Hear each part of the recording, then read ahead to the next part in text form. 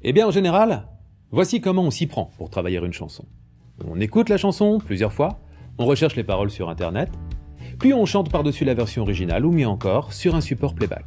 Et puis, on rechante la chanson, et puis on la rechante encore, et puis on la rechante encore, et encore, et encore, et encore, en supposant qu'on s'améliore au fur et à mesure. Ce qui n'est pas faux. Mais en appliquant cette stratégie de travail, on fait connaissance avec le titre, on le pratique, mais on ne le travaille pas vraiment.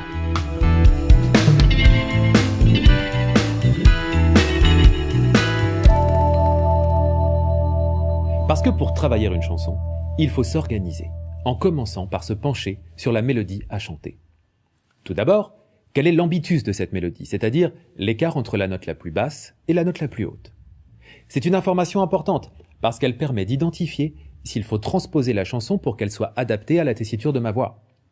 Je dois aussi déterminer à quel moment je respire, en fonction de la longueur des phrases que j'aurai à chanter. Et puis, je vais regarder avec attention si la première phrase monte et que la suivante descend, ou bien si le mouvement est d'abord descendant puis ascendant, ou encore si les intervalles entre les notes sont éloignés, ou au contraire proches. Je vais donc avoir une représentation claire de la mélodie et du coup, pouvoir organiser les gestes techniques à mettre en place dans la chanson. Mais ce n'est que le début. Les mélodies se posent sur une structure, c'est-à-dire une succession d'accords qui forment des parties distinctes. L'intro, les couplets, le refrain, le solo, etc. Et chaque partie possède une durée déterminée par un nombre de mesures. Connaître cette structure permet de se repérer dans la chanson, d'avoir une vue d'ensemble.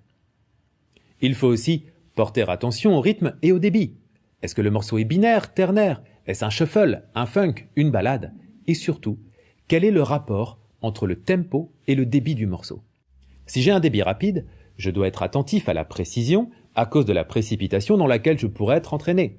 En revanche, sur une ballade, il faudra travailler la couleur de chaque note, car plus le débit est lent, plus le timbre de la voix sera mis en relief. Une fois ce travail de repérage effectué, je peux alors utiliser les outils développés grâce à la technique vocale pour travailler la chanson. Mais attention, en parallèle des enjeux techniques, il faut aussi prendre en compte les éléments d'interprétation, le texte, le sous-texte, les émotions.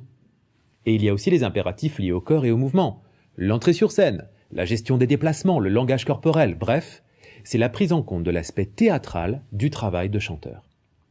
Et c'est en réunissant tous ces paramètres de travail qu'on va créer un comportement vocal clair et adapté autour d'une chanson. La question qui fâche. Mais pas trop. Ouais, ben moi je pense que quand quelqu'un chante bien, c'est inné. Hein? Eh bien, si après une représentation, une partie de votre auditoire vient vous dire « ça a l'air tellement naturel quand vous chantez », alors soyez fiers de vous, parce que c'est le plus beau compliment que vous puissiez entendre. Et il prendra sa valeur parce que vous aurez travaillé pour, parce que vous serez légitime, et surtout parce que vous serez en mesure de reproduire cet effet à chaque fois que vous chanterez.